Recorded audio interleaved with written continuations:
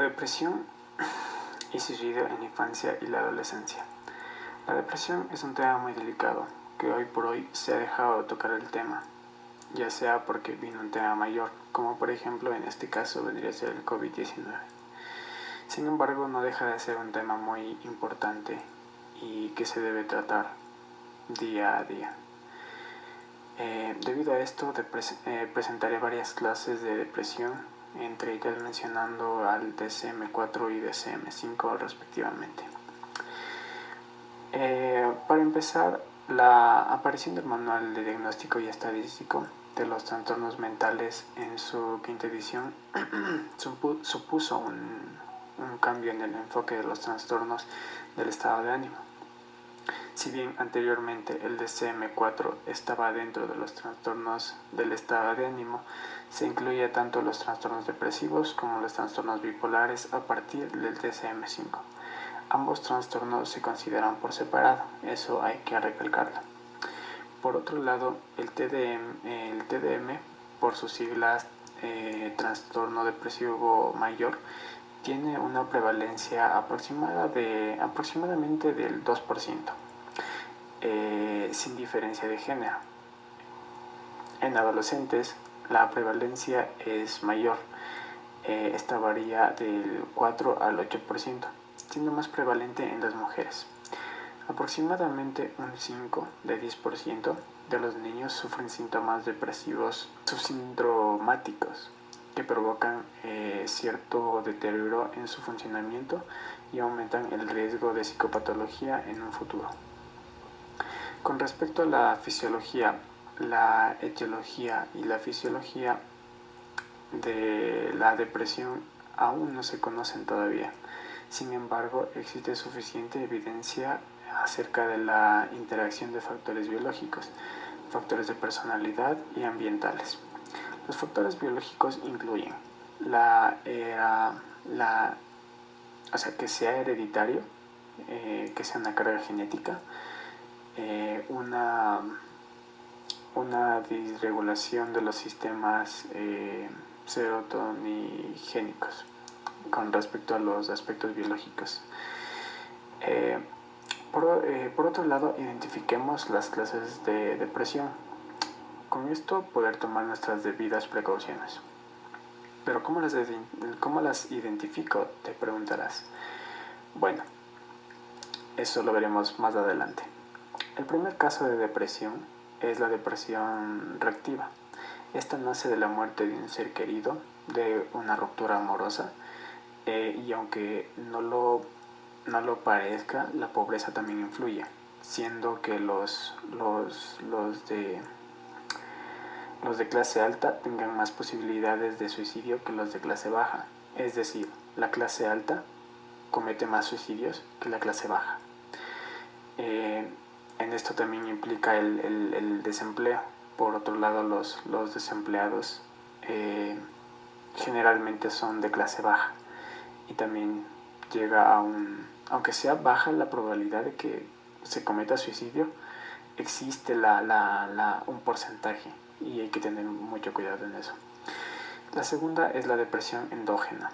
Esta no necesita de factores externos, como la reactiva, sino que esta puede nacer de la carga genética, como lo habíamos visto en la fisiopatología. Es carga genética. Finalmente tenemos la depresión orgánica, que nace del producto de alguna lesión cerebral, ya sea golpe o estrés postraumático o algún tipo de fármacos, alguna medicina que esté haciendo su efecto secundario como reacción. Y se preguntarán, ¿cómo hago para identificar uno de estos? Pues en sí la depresión presenta síntomas generales en todas las personas. Las tres más populares son el insomnio. La falta de sueño es la más notoria durante este periodo. El dormir súper tarde o simplemente no dormir, básicamente. Por otro lado tenemos el cuidado personal, las ganas de asearse, de cepillarse, de bañarse disminuyen, y es notorio por el olor que desprende también. Así que mucho ojo con esto. Y finalmente tenemos el deterioro cognitivo. Afecta también al proceso de concentración, haciendo que la persona, el sujeto o el individuo se olvide de cosas tan simples, o que sea muy distraído, o que no pueda acordarse de algo, o simplemente no pueda memorizar como lo hacía antes de entrar en depresión. Bueno, en esto sí sería un poco más complicado de notarlo. A nivel psicológico, los estilos cognitivos depresivos se han asociado tanto con el origen de la depresión como con los marcadores de vulnerabilidad para el desarrollo del trastorno depresivo. Es por esto que las personas con estilos cognitivos negativos tienen ideas distorsionadas acerca de sí mismos, del entorno que los rodea e incluso de su propio futuro. Y gracias a esto tienden a sentirse responsables de cualquier evento negativo en sus vidas, y sus expectativas de futuro suelen ser desesperanzadoras. Es por esto también que los factores ambientales tienen un papel como factores de riesgo y precipitantes del trastorno depresivo, fundamentalmente aquellos que se encuentran relacionados con experiencias de abandono o de abuso, también sucesos vitales adversos como pueden ser pérdidas significativas para un niño, el divorcio o la separación parental, así como entornos familiares disfuncionales que pueden ocasionar niveles elevados de conflicto intrafamiliar, historia de consumo de tóxicos o incluso una enfermedad psiquiátrica que puede ser por parte de alguno de los progenitores. En cuanto a las manifestaciones clínicas de la depresión, se pueden englobar en 3 tipos de síntomas, los que son afectivos, físicos y cognitivos. Los síntomas afectivos son los síntomas más característicos del trastorno depresivo en niños y en adolescentes. Estos son el humor triste o irritable, la pérdida de interés que produce apatía, también puede ser la pérdida o disminución de la capacidad para experimentar placer en ciertas actividades con las que previamente se disfrutaba, y la astenia.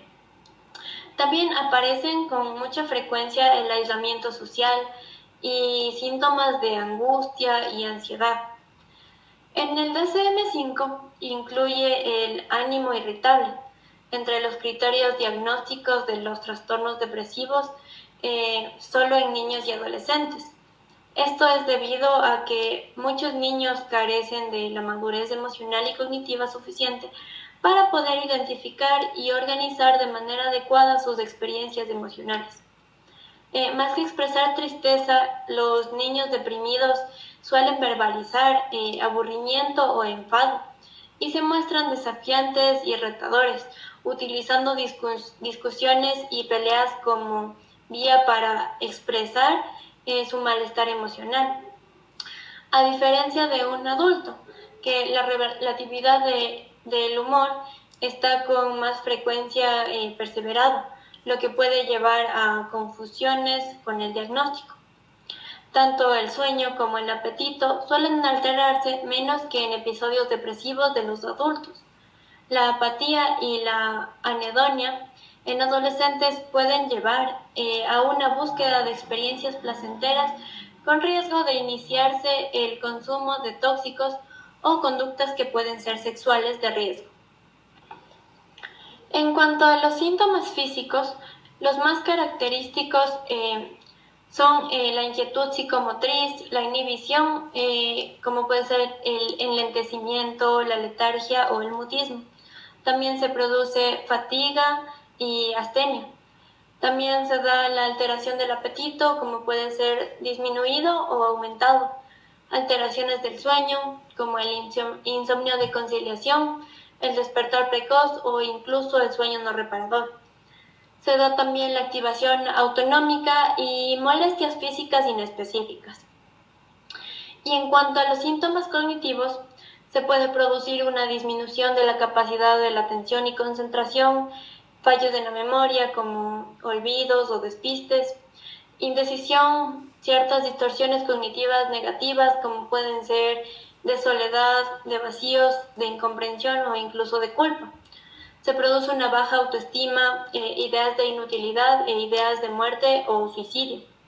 Los niños y adolescentes con un TDM presentan con mayor frecuencia que los adultos cierta sintomatología psicótica, tanto ideas delirantes congruentes con el estado de ánimo como fenómenos alucinatorios, principalmente se dan alucinaciones visuales.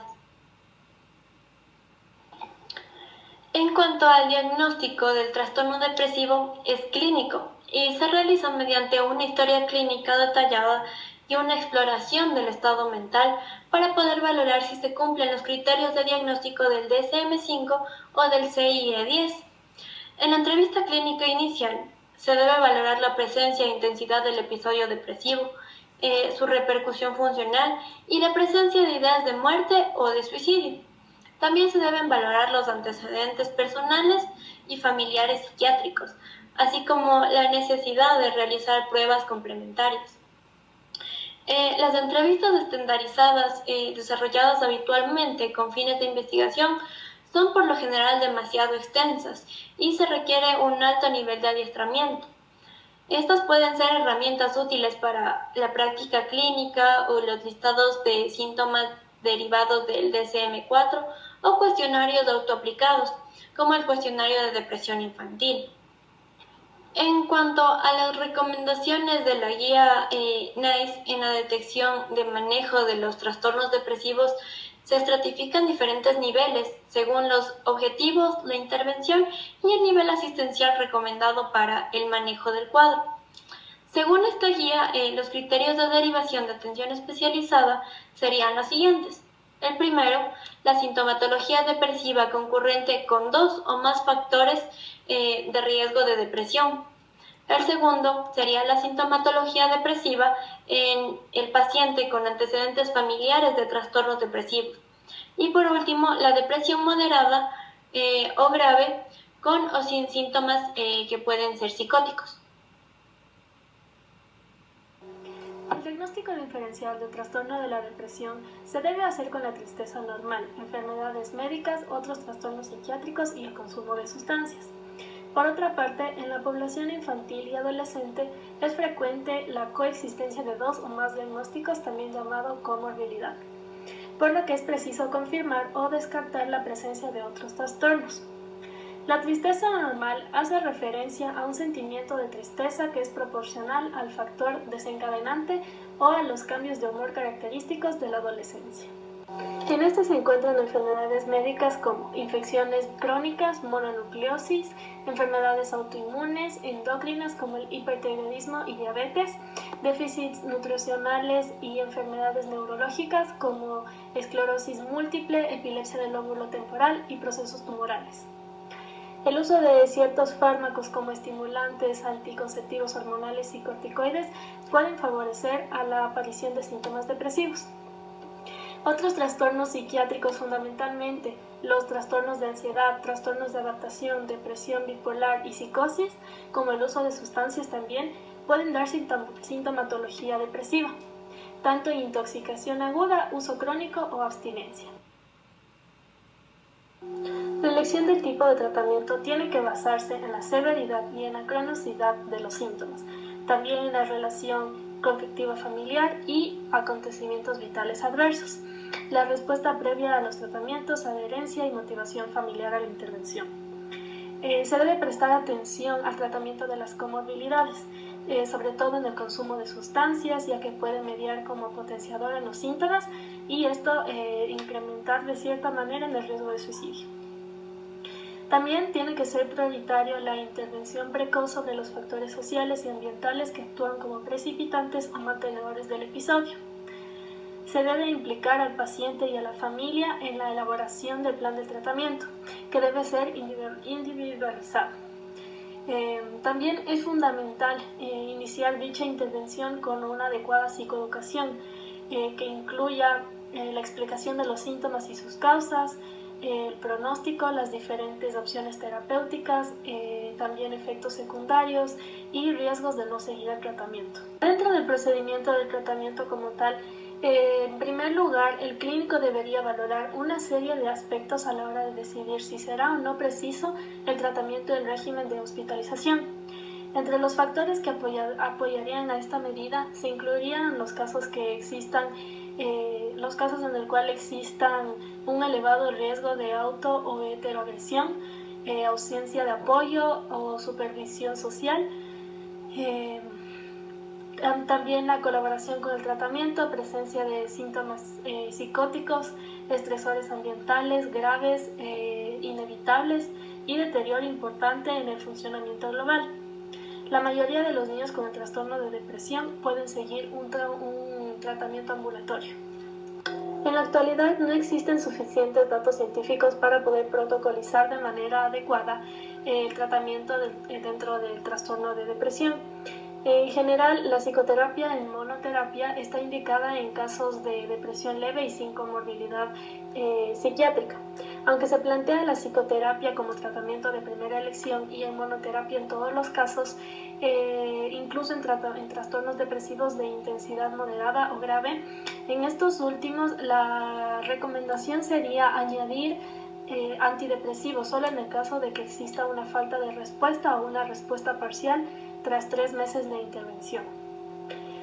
Las opciones psicoterapéuticas más utilizadas son la terapia cognitivo-conductual, la psicoterapia interpersonal, en las cuales la terapia cognitivo-conductual se basa en la premisa de que los pacientes deprimidos tienen distorsiones cognitivas en el modo de que se ven a ellos mismos, su entorno y su futuro, y que de esta manera tienden a pensar en que esto contribuye a su nivel de depresión.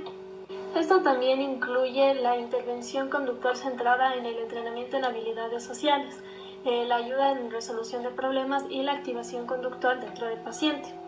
La mayoría de estudios han encontrado una tasa alta de recaídas en el seguimiento cuando se aplica como única modalidad la terapéutica. Por otro lado, la terapia interpersonal es un modelo de terapia breve en la cual se centran las relaciones sociales del paciente y el estado actual de las mismas. Los principales objetivos son disminuir la sintomatología de la depresión y mejorar el funcionamiento interpersonal en el contexto de las interacciones con el paciente.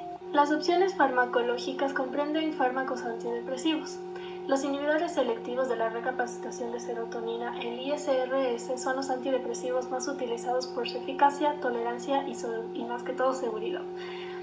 Hay datos suficientes para afirmar que los antidepresivos tricíclicos no son útiles para el tratamiento del trastorno de la depresión, tanto en niños como en adolescentes.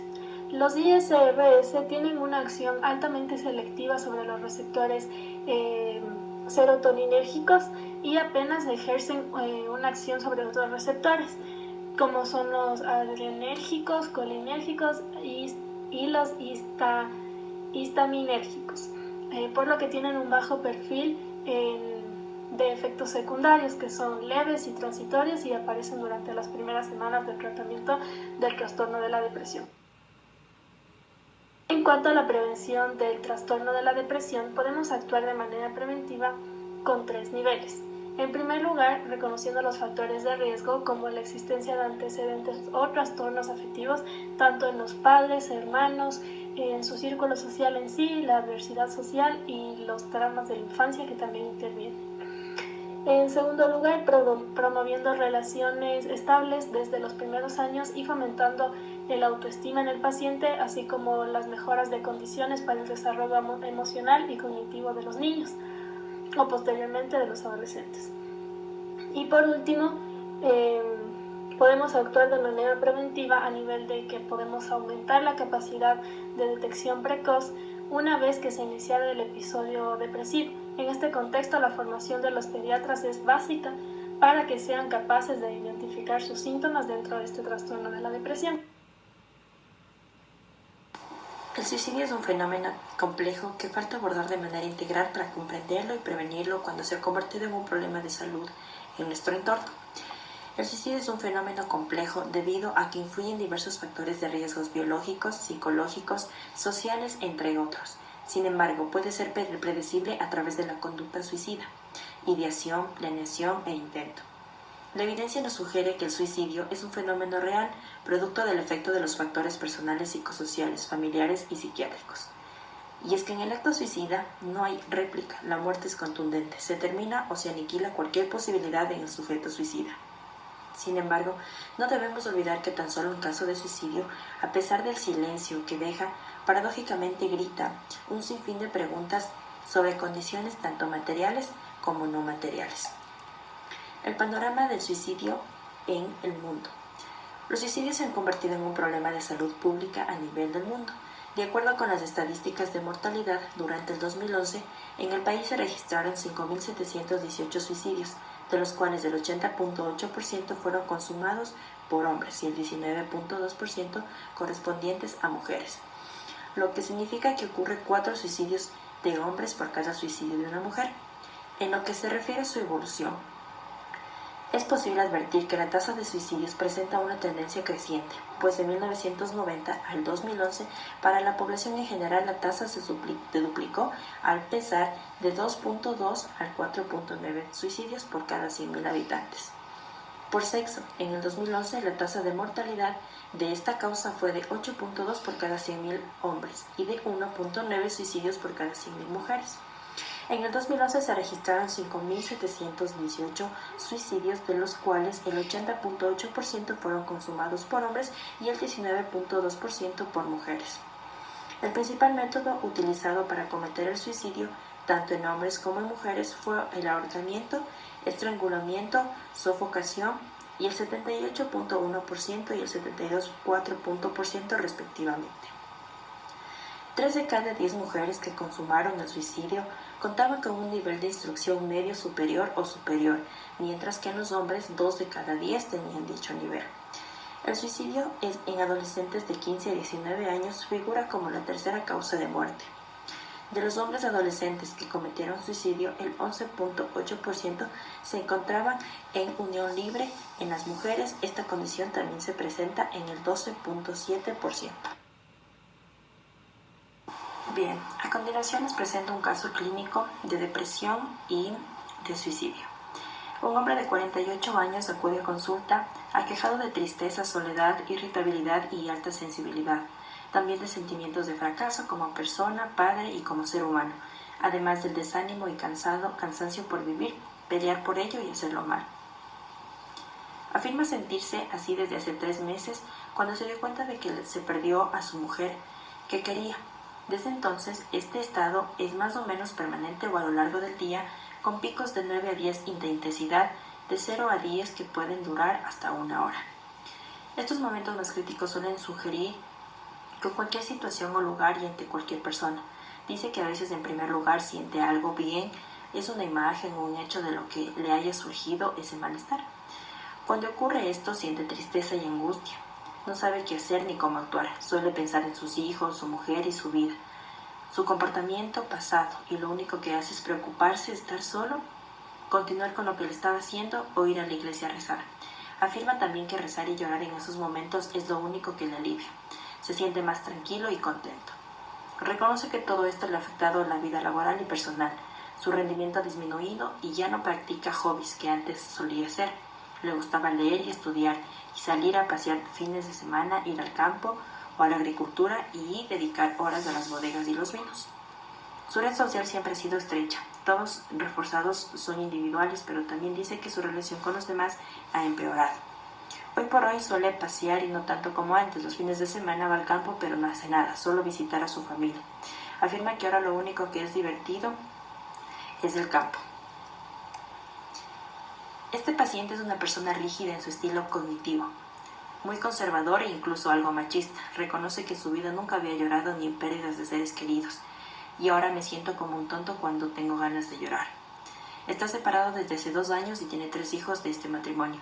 Comenta que la relación actual con su ex mujer es muy buena. Él mantiene económicamente a ella y a sus hijos también. Habla casi todos los días y dice que solamente faltaría que estuvieran relacionándose para tener así una mejor comunicación.